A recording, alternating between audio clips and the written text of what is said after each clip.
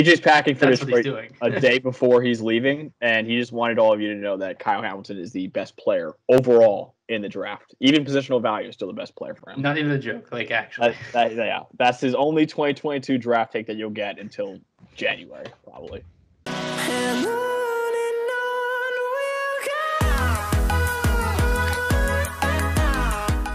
Welcome to another episode of Boom or Bust, the draft show. Max Chadwick alongside Tate, Sigworth, and Nick Merriam going over Notre Dame safety Kyle Hamilton, PJ's number one prospect in this draft. We're going to go over his strengths, weaknesses, where he ranks for us on our boards, give player comps for him, and what NFL teams he might fit at the next level. Before we start the video, please like and subscribe to the channel. Of course, be sure to follow our Twitter, Instagram, TikTok at Boomer Bust Draft. We're posting more on TikTok now, guys. Finally, we got shout out Max. Shout out Max. Dead there. I've been like a grinding full on Gen Z on TikTok. I love it. It's the best app. I love it. We're on YouTube, anywhere you get your podcast. Check out the merch store, and please keep supporting us because support for us is brought to you by that wonderful thing right there, which is the Lawnmower 4.0 from our good friends at Manscaped. Summer's coming. Are you ready to unveil your beach bod? You're in luck because our friends at Manscaped just launched their 4th generation performance package, which includes the Lawnmower 4.0. You heard that right. The 4.0. Complement your summer bod with a trim for the leaders in male grooming. The sun is shining and calling your name, fellas. Join the 2,000,003 men worldwide who trust Manscaped and get ready for hot guy summer by going to manscaped.com for 20% off and free shipping with the code BOOMERBUST. That's BOOMERBUST, all caps, no spaces, for 20% off and free shipping. Escape the shrubs and weeds this summer and shine with Manscaped. So let's go over Kyle Hamilton. He's a junior, 6'4", 219 pounds as a safety. Former 4-star recruit, number 60 overall, number 5 safety coming out in 2019 out of Georgia. Consensus All-American last year, freshman All-American the year before that. And in 2 years at Notre Dame, he has 5 interceptions, 12 pass breakups, and 5.5 tackles for loss. So, Tate, let's start with you. When you watch Kyle Hamilton, what do you like the most? I mean, a lot. I think I think you and Nick and Max are gonna really hype him up here. So I'll just get the baseline. He's the size, which Max mentioned, 6'4", 220-ish pounds for a safety is just ridiculous. And it's not like he is an immobile safety like Hamza Nasruddin. He is athletic, like beyond belief. Mm-hmm. He's got serious size at 6'4", 220, can lay dudes out. But the way he moves for his size is just ridiculous. You cannot. Just the intangibles for that is crazy. Versatile. He plays deep. He plays in the box. He can blitz. He can play single high. He can play two high. He can do basically anything you want from him, which is an awesome tool to have in the toolbox. And then the coverage ability is just off the charts, whether it's man or zone. He can do it all. The lanky size comes in handy with ball skills, 5 interceptions and 11 pass breakups in 2 years. Last year was a little bit of a down year in terms of just the interception number, but I think it's because nobody was really throwing at him, which is does not mean you're bad by any stretch of imagination, like we said in the Stingley video. So yeah, he's got ridiculous size. He's so athletic for his size, and the coverage ability is just off the charts. Yeah, the size is special. You don't normally get 6'4" safeties who can move the way he does. He's kind of got this Minka Fitzpatrick in him, and I actually don't even have a comp. I didn't come up with one yet, and I just thought of that top of my head, so maybe that's what I'm going to go with a little early here, but my bad. But, spoiler. Yeah, well, you know what? I forgot how these videos work, It happens. But he can kind of play anywhere. I got a little frustrated, honestly, watching Notre Dame tape at times because he plays more than half of his snaps at free safety. And it's good to see the guy play deep safety because often you get these big safeties and teams are like, oh, he's big. Let's keep him close to the football and around and have him hit guys, which he's excellent at. He shoots gaps, makes all these shoestring tackles, looks like an ultra athlete making tackles in the backfield, especially in tight against, run heavy packages, especially, short yardage. He can do that. He can play that linebacker kind of hybrid safety role. But when he's deep, he also can run with almost any receiver. He can lock guys in. He's the type of coverage player where you see quarterbacks avoid it. Like, they try not to throw the ball his way. And we've seen that because of the numbers of interceptions early in his career.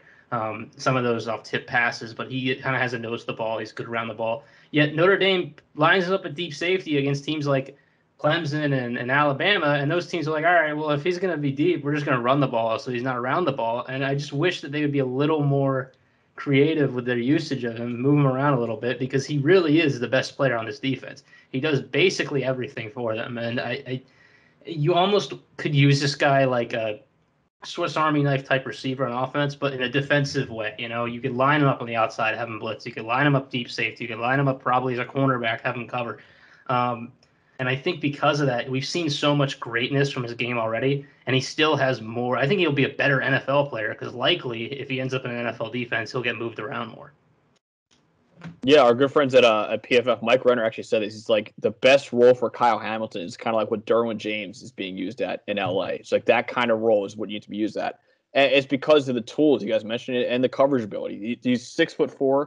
There are only 2 safeties right now in the entire NFL that are 6'4". It's George Iloka and Jaron Kearse. Only 2 safeties in the entire league that are 6'4" right now.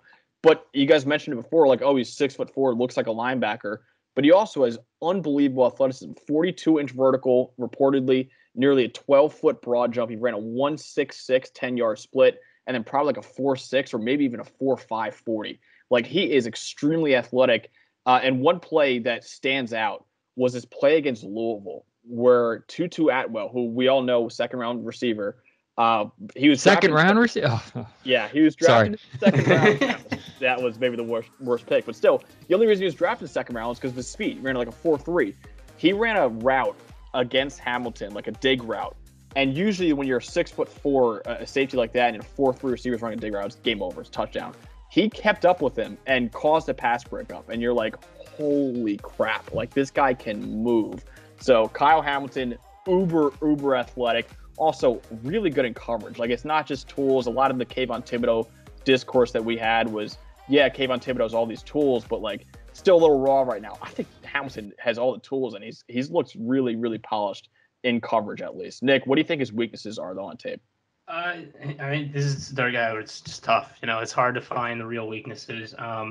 I don't think he's the best at navigating traffic, although there are times when he finds a lane, he makes his way through traffic to make tackles very well. It's just, you know, when things get jumbled up around, generally when, you know, runs get through the first level and he's trying to make second level tackles, it's a little more difficult.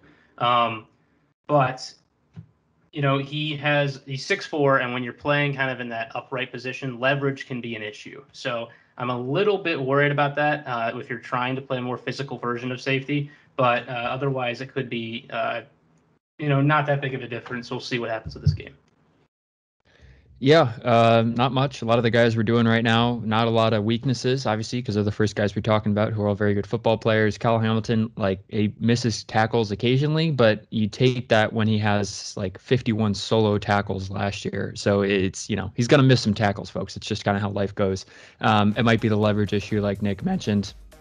Also, the interception numbers, I mentioned he had a down year in terms of that production-wise in 2020, but it's really probably because nobody really threw at him. Maybe there were a couple of tip balls his freshman year that he got maybe a bit lucky on, right place, right time kind of thing. So, you know, you'd like to see that number higher than 1, but when you have everything else coming along with him, I think you can't get that mad at him. But yeah, not too much.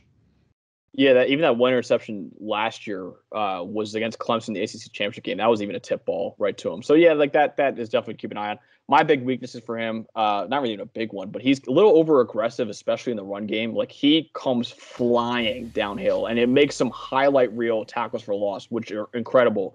But there are a few times you see him on tape where he comes flying in so fast that he just completely whiffs on the running back altogether. So play a little bit more under control. I think in coverage he plays as aggressive as you can be, and it works for him. But in the run game, at least, he just a little bit over aggressive at times, I would say. So Tate, give me the bottom line on Kyle Hamilton, where he ranks for you, player comp, any team fits you got next level.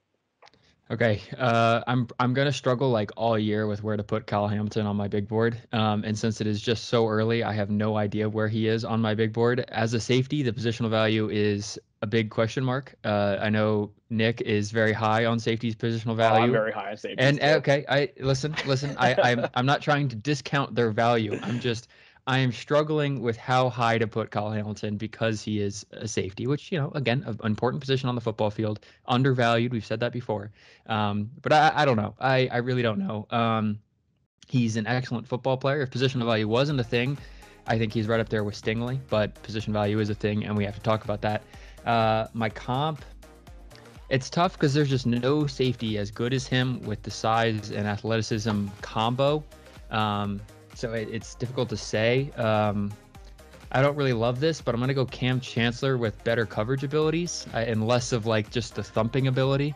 Yeah. I like that. He's, a good athlete, good size. Cam Chancellor is obviously a very good football player, has good coverage ability, but I think Kyle Hamilton's better coverage ability. And I think Kyle's less of just a pure thumper, which Cam kind of was.